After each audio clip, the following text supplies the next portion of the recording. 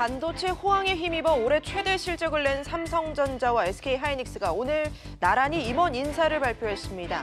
삼성은 반도체 부문 사장을 부회장으로 승진시켰고 SK는 대표이사를 교체했습니다. 두 기업의 인사가 갖는 의미 분석해보겠습니다. 서울 아파트값이 4주 연속 떨어졌습니다. 강남발 하락세가 강북을 넘어 수도권 전반으로 확산되면서 경기도 집값이 지난 8월 이후 처음으로 떨어졌습니다. 매해 연말이면 통신사들이 고객에게 제공하는 포인트가 소멸됩니다. 문제는 소비자 입장에선 쓸 곳이 마땅치 않다는 겁니다. 정말 방법이 없는 것인지 기업들의 노력이 부족한 건지 짚어보겠습니다. 새로운 일자리 모델인 광주형 일자리가 타결되는 듯 하더니 또다시 무산 위기에 놓였습니다. 광주시의 오락가락 행보가 문제로 지적되는 가운데 재협상이 이루어질지도 미지수입니다. 현대차 노조는 예고했던 파업에 들어갔습니다.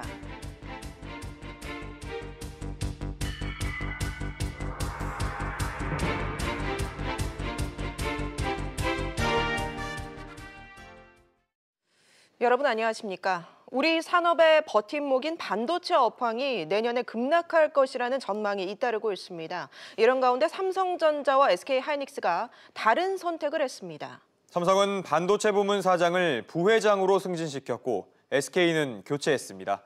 연말 인사와 두 회사의 전략을 김현우, 정윤영 기자가 차례로 보도합니다. 이재용 부회장이 복귀 후 첫 인사에서 사장단을 전원 유임했습니다.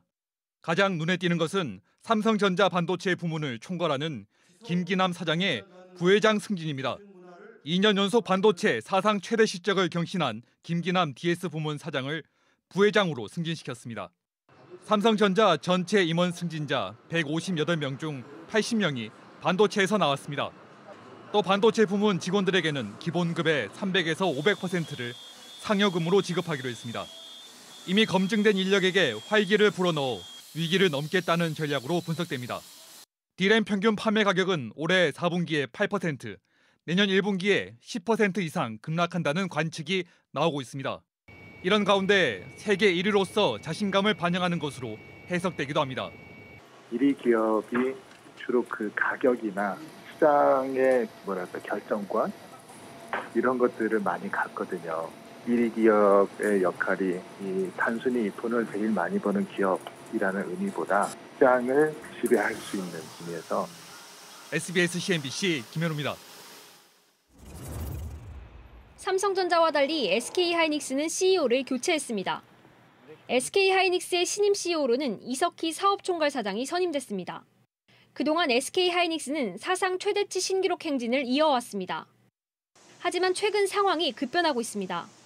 PC용 D램은 지난 2달 사이 8.31달러에서 1달러 이상 급락했습니다. 이렇게 위기가 다가오자 SK하이닉스는 수장 교체로 조직의 긴장감을 불어넣는 전략을 택한 것으로 해석됩니다. 일부에서는 이번 기회에 SK하이닉스의 고질적인 약점으로 꼽히는 D램 의존도 낮추기가 필요하다고 지적합니다. SK하이닉스 매출에서 D램이 차지하는 비중은 80%입니다. D램 의존도가 높다 보니까 D램 가격에 대한 실적 변동성이 너무 크고 또 낸드 쪽 비중이 낮아서 포트폴리오 분산이 좀 약한 그런 측면이 있습니다. 하이닉스 입장에서는 낸드 쪽에 좀 더 집중하고 점유율을 끌어올리는 전략을 취하는 것이 좀 더 도움이 되지 않을까. 수장을 교체한 SK하이닉스가 위기를 또 다른 도약의 기회로 삼으려 하고 있습니다. SBS CNBC 정윤영입니다. 네, 반도체에서 사상 최대 실적을 낸 두 회사가 상반된 인사를 한 이유 취재기자와 짚어보겠습니다. 김현우 기자가 나와 있습니다. 자, 김 기자. 네. 이 삼성전자는 승진, SK하이닉스는 교체라는 180도 다른 인사를 냈거든요. 어떻게 봐야 될까요? 네, 삼성전자는 수성, SK하이닉스는 공성에 나섰다고 볼 수 있습니다. 네, 수비 전략과 공격 전략 이런 말씀이시죠? 네, 반도체 세계 시장 1위인 삼성전자는 굳히기에 나섰고 그리고 3위인 하이닉스는 격차 줄이기에 나섰다고 볼 수 있습니다. 예. 이런 것은 인사 발표에도 볼 수 있는데요. 삼성전자는 김 부회장이 반도체에서 글로벌 초격차 경쟁력을 공고히 할 것이라고 기대했고요. SK하이닉스는 신임 이석희 CEO가 한 차원 높은 기술 중심 회사로 변모시킬 것이라고 밝혔습니다. 네, 앞으로 반도체 시장의 부진이 예상되는데도 SK하이닉스는 교체를 선택했단 말이죠. 네, 그렇습니다. SK하이닉스는 달리는 말에 채찍을 더하는 모습입니다. 내년 반도체 시장은 결단이 필요한 시기인데요. 시장이 부진하다고 투자를 줄이거나 변화를 주지 않으면 SK하이닉스는 1위 삼성전자와 격차가 더 벌어질 수 있습니다. 예. 과거에도 반도체 시장이 부진할 때마다 치킨 게임이 벌어졌는데요. 이 치킨 게임의 승자였던 삼성전자는 뒤에 따라오는 슈퍼사이클의 최대 수혜를 입었습니다. SK하이닉스 입장에서는 앞으로 만약 치킨 게임이 벌어진다면 삼성전자와 격차를 좁힐 수 있는 기회가 될 수 있는 겁니다. 네, 김 기자. 그런데 내년도 반도체 경기 상황 좋지만은 않을 것 같은데 이렇게 또 두 회사가 여러 가지 문제가 있겠지만 자칫 우리 경제 전반에도 문제가 있지 않을까요? 네, 그렇습니다. 그만큼 우리 경제가 반도체에 많이 의지를 하고 있는 상황인데요. 일단 반도체 업황 부진 기간을 정확하게 예측하기는 어렵습니다. 예. 공급 과잉이 예상되지만 일부에서는 4차 산업혁명으로 수요가 생겨날 수 있을 것으로 보고 있습니다. 전문가는 지금 현재 반도체 시장이 팡이라고 불리는 아마존, 애플 같은 기업들의 신규 투자가 줄면서 부진하다고 보고 있는데요. 하지만 전반적으로 반도체 수요가 발전할 가능성이 높기 때문에 이런 부분을 봤을 때 하방 사이클이 과거보다는 단축되고 그 깊이도 얕을 것으로 예상이 됩니다. 대체적으로 D램 등 반도체 가격 하락이 예상되지만 이번 상반된 인사 결과가 어느 기업이 더 크게 웃을지는 앞으로 지켜봐야 될 것 같습니다. 네, 알겠습니다. 김 기자 이야기 잘 들었습니다. 서울 아파트값이 4주째 떨어지고 있습니다. 강남이 주도하는 하락세가 강북을 넘어 이제 경기도까지 확산되는 모습입니다. 강산 기자가 현장 취재했습니다. 서울 개포동의 한 재건축 아파트 단지입니다. 9.13 대책 이후 간간히 급매물이 나오고 있지만 여전히 사겠다는 사람은 없습니다. 49제곱미터가 9월 달에는 19억 3천까지 거래가 됐었거든요. 그런데 지금은 18억 7천에 나와도 매수자가 없는 상태이고 거래가 끊기면서 집값은 회복될 기미가 보이지 않습니다. 이번 주 서울 아파트 값은 0.06% 떨어져 지난주 마이너스 0.05%보다 하락 속도가 빨라졌습니다. 강남과 서초, 송파, 강동 등 강남 4구는 지난주에 이어 이번 주에도 평균 0.14% 하락했습니다.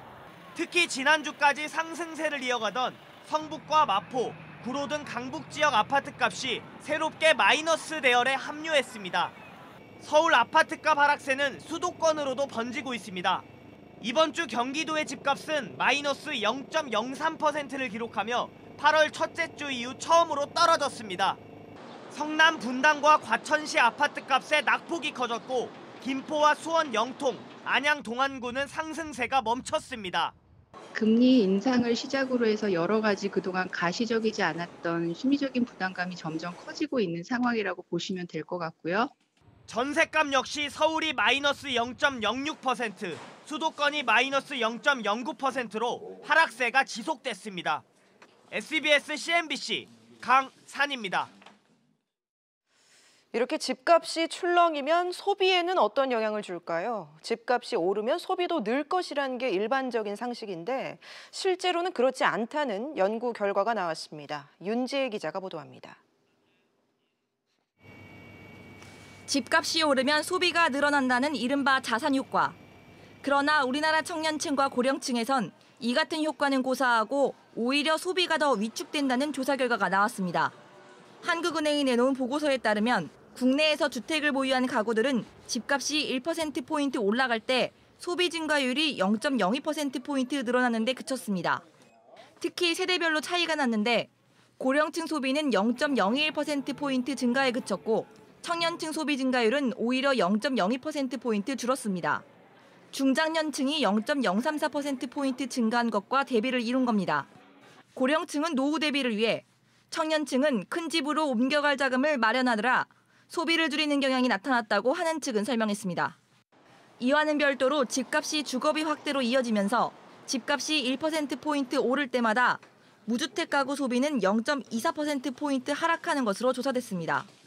우리나라의 무주택 가구는 지난해 기준 10가구 중 4가구로 이런 상황에서 집값 상승이 소비 위축으로 이어질 가능성이 크다고 하는 측은 분석했습니다. SBS CNBC 윤지혜입니다. 서울시가 특정 지역의 토지 이용을 규제하기 위해 지정한 용도 지구를 56년 만에 정비합니다. 다른 법령과 규제 내용이 비슷하거나 중복되는 곳, 또 이미 실효성을 잃은 곳들이 대상입니다. 오수영 기자가 보도합니다. 서울 김포공항 주변 주거지역입니다. 서울시는 지난 1977년 이곳을 고도지구로 지정해 건물 높이를 16층 이하로 제한했습니다.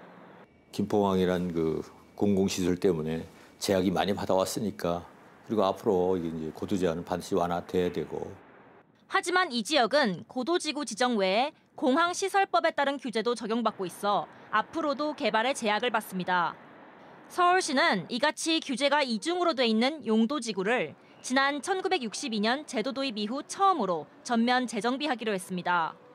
용도지구란 특정 목적을 위해 토지 이용을 제한하는 제도로 이번에 폐지가 추진되는 곳은 김포공항 주변을 포함해 서울대학교와 육군사관학교 주변, 또 경기도 접경 지역 등 전체 용도지구의 43%에 달합니다.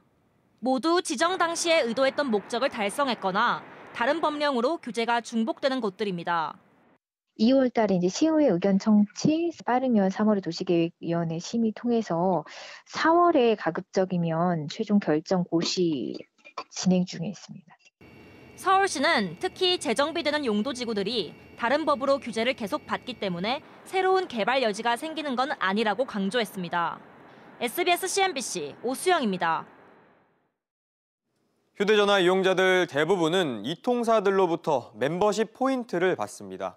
그런데 이 포인트 제대로 다 쓰시는 분들 많지 않은데요. 남는 포인트로 통신비를 차감할 수 있으면 좋을 텐데 말이죠. 보도에 김성훈 기자입니다. 청와대 국민청원 게시판입니다. 이 통사 멤버십 포인트로 통신비를 결제할 수 있도록 해달라는 요구가 올라와 있습니다. 대부분 통신사 포인트가 연말에 자동 소멸되기 때문입니다. 특별하게 도움되는 것이 별로 없는 것 같은데 다 못 써요. 저도 포인트를 좀 많이 있는데 그만큼 많이 못 쓰는 경우가 많거든요. 통신요금의 할인에 좀 도움이 된다든가 더 실용적으로 쓸 수 있으면 좋을 것 같습니다. 한국소비자원에 따르면 지급된 포인트의 절반 이상이 사용되지 못하고 폐기됐습니다.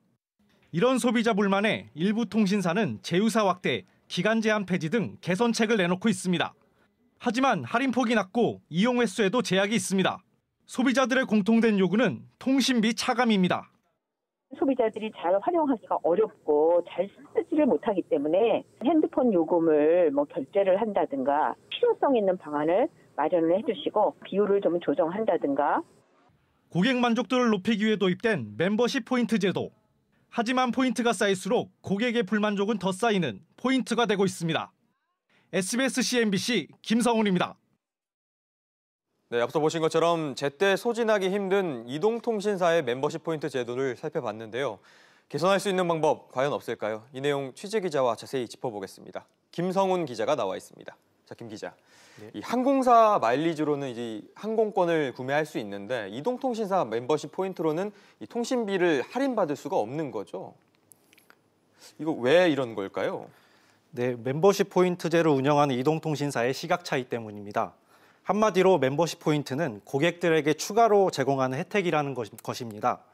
소비자의 상품 이용량에 따라 적립되는 마일리지와는 다른 개념이라고 선을 긋고 있습니다. 통신비 할인과 관련해서는 난색입니다. 장기 이용자 우대 쿠폰 등 다른 요금 할인 제도가 있다는 겁니다. 네, 그런데 소비자들 생각은 좀 다른 것 같은데 어떤 의견들이 좀 나오고 있죠?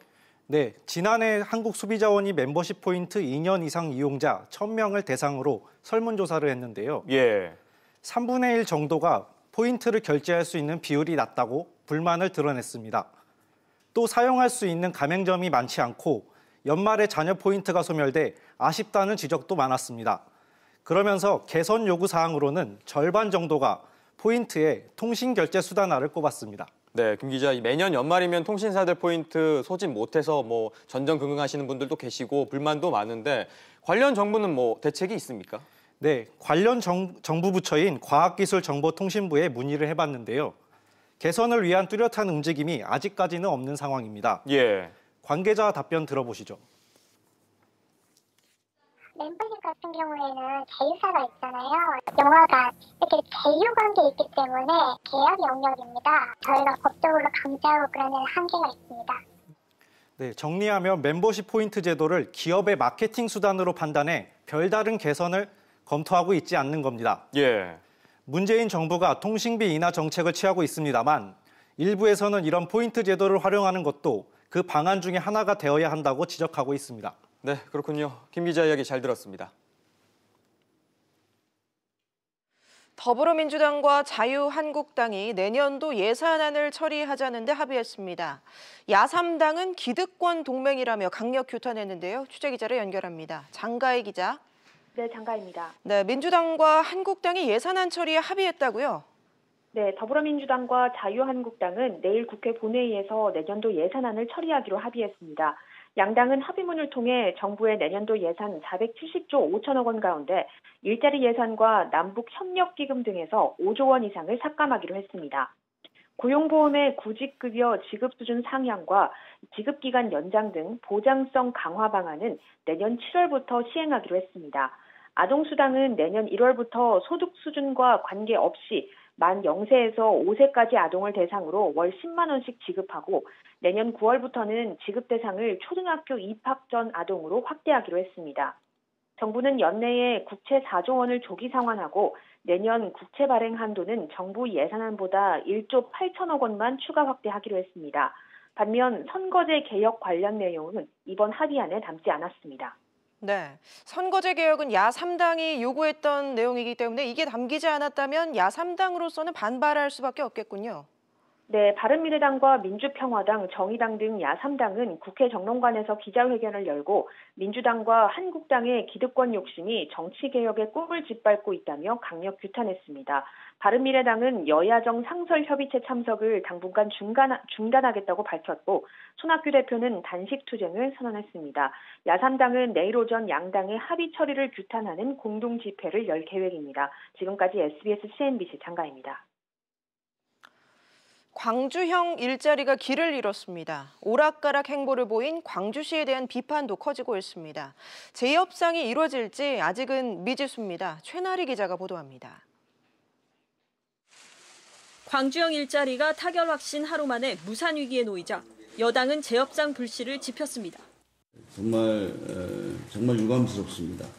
다른 대안을 분명하게 찾아 나가도록 그렇게 하겠습니다. 청와대 역시 출입 기자들에게 협상 주체의 노력을 지켜보고 있다며 재협상 가능성을 암시했습니다. 최종 타결을 무산시킨 요소로 광주시의 오락가락 행보가 지목되고 있습니다. 노조 반발에 임단협 5년 유예가 35만 대 생산까지 또다시 해당 조항 삭제로 그야말로 갈팡질팡이었기 때문입니다. 결국 현대차가 어렵다는 입장을 분명히 했지만 광주시는 12월 안에 끝내고 싶은 희망을 가지고 있다면서 협상의 끈을 놓지 않고 있습니다. 반면 현대차 노조는 타결이 불발됐지만 예정된 파업에 들어갔습니다. 재추진 불씨를 남겨두지 않겠다는 뜻으로 해석됩니다. 헌법과 근참법과 근로기준법을 좀 무력화하는 것까지 노리고 있는 거 아니에요? 지금 유예된 상태지만 오늘 파업은 좀 경고성 진행을 합니다. 노동계의 방향 전환과 광주시의 결단이 동반되어야 꺼져가는 광주형 일자리가 다시 살아날 수 있을 것으로 보입니다. SBS CNBC 최나리입니다. 대기업들의 지배구조 현황이 공개됐습니다. 눈에 띄는 대목은 총수 일가가 이사로 등재된 비율이 지속적으로 하락해 책임 경영에서 멀어지고 있다는 겁니다. 이사회 운영 방식도 내부 거래를 견제하기 위한 위원회 설립 등 외형적으로는 견제 장치가 늘고 있지만 여전히 거수기 역할에 그치고 있는 것으로 나타났습니다. 정광윤 기자입니다. 현대백화점그룹은 올해 상장 계열사 7곳 중 5곳의 이사회에 내부거래위원회를 설치했습니다. 이처럼 그룹 내부거래를 감시하는 위원회 설립은 최근 4년간 꾸준히 늘었습니다. 하지만 견제를 위한 역할은 제대로 이루어지지 않고 있습니다. 내부거래위원회 안건의 경우에 100% 원안 가결되었습니다. 충실한 심의가 이루어지고 있다고 보기는 어렵습니다. 내부거래위원회가 없는 회사를 포함해도 대규모 내부거래 관련 안건은 올해 한 건도 부결된 적이 없습니다. 특히 수의 계약이 이루어져도 사유를 밝히지 않은 경우가 80%를 넘었습니다. 최대 주주와 총수를 견제하고 소액 주주들의 권익을 보호해야 할 사회이사 선임에 총수 일가의 입김이 센 게 문제라는 지적입니다. 최대 주주 일가나 최고 경영진이나 이런 데에 사람이 들어가지 않고 독립적으로 사회이사를 추천할 수 있는 그런 위원회를 설치해서 운영하는 것이.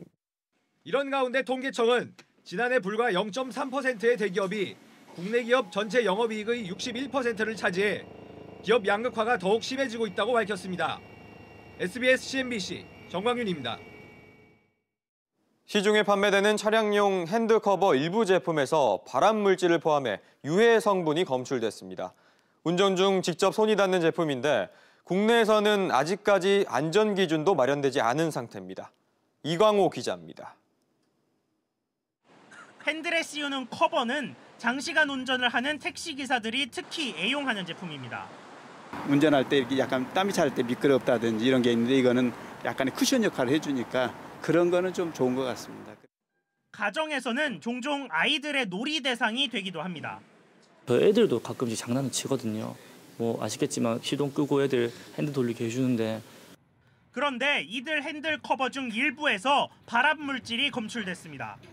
두 개 제품은 유럽연합에서 2군 발암 가능 물질로 지정한 유해 물질이 기준치의 3배 가까이 검출됐습니다. 한 개 제품은 확실히 사람에게 암을 일으키는 1군 발암 물질인 벤조피렌이 기준치의 8배를 넘겨 검출됐고 그보다 약한 2군 발암 가능 물질은 27배나 기준치를 초과했습니다. 벤조피렌은 1군 발암 물질로 피부 접촉 시 홍반이나 색소 침착, 가려움증을 유발할 수 있습니다.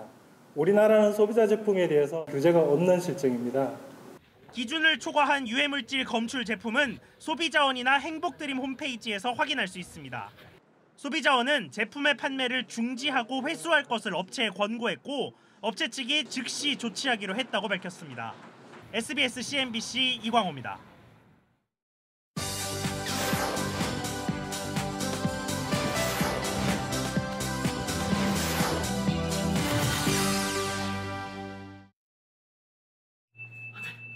땅을 치고 피아노를 두드려 보지만 들리는 소리가 희미해져 갑니다.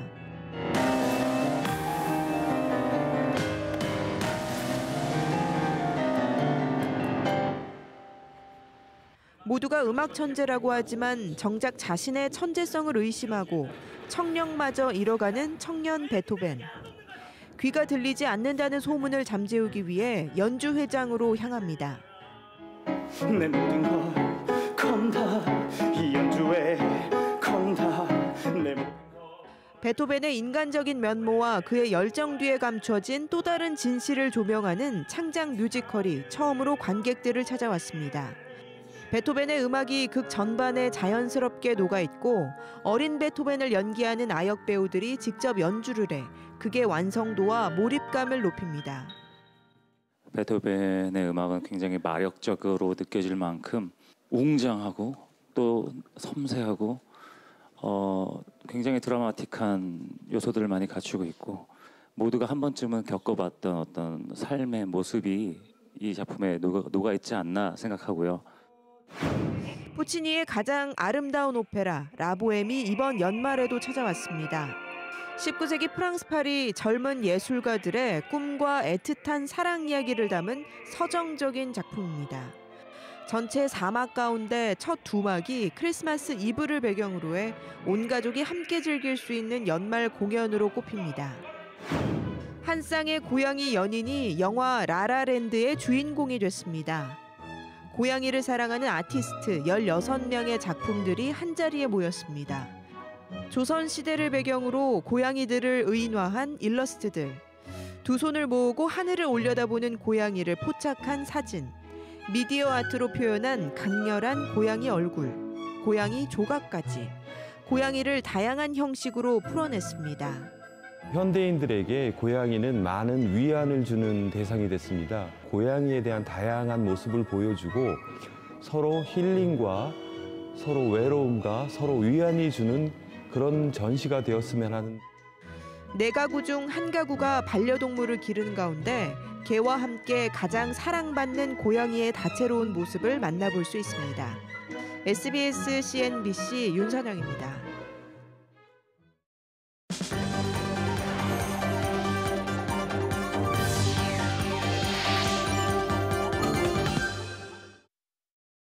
배기가스 부품을 무단으로 변경한 BMW 코리아에 5억 3천만 원의 과징금이 부과됐습니다.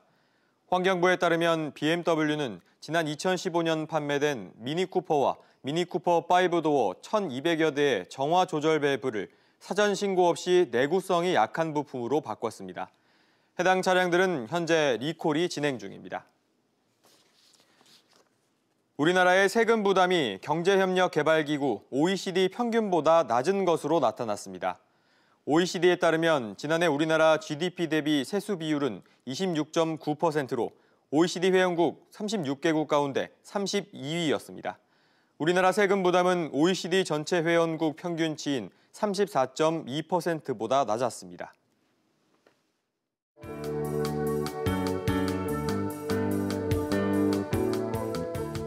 안녕하세요. K웨더 라이프스타일 예보 최현미입니다. 내일은 북서쪽에서 찬 공기가 유입되면서 강력한 추위가 찾아오겠습니다. 서울 아침 기온 영하 9도에서 낮 동안에도 영하 4도로 종일 영하권에 머물겠고요.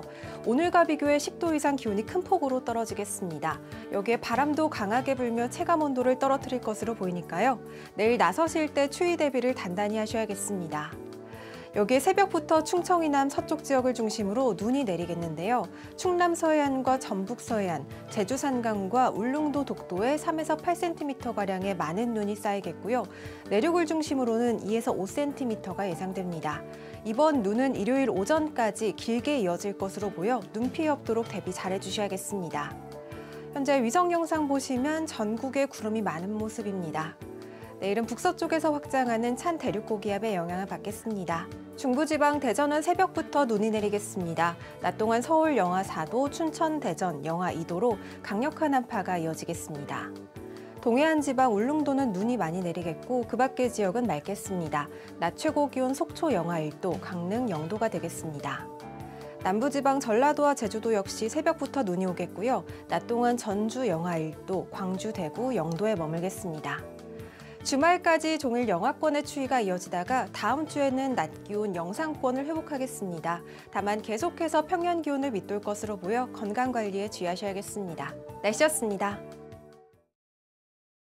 뉴스프리즘 여기서 마치겠습니다. 편안한 저녁 보내시기 바랍니다. 고맙습니다.